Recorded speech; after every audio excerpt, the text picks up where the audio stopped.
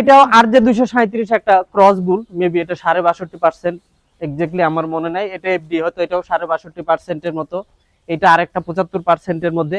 তবে আপনাদেরকে একটা লক্ষণ দেখাতে চাই, দেখেন এই বুলটার চেহারার মধ্যে ভাব আর 74-40, এই দুটা কিন্তু রিসেন্ট জেনেটিক্স এর বাচ্চা।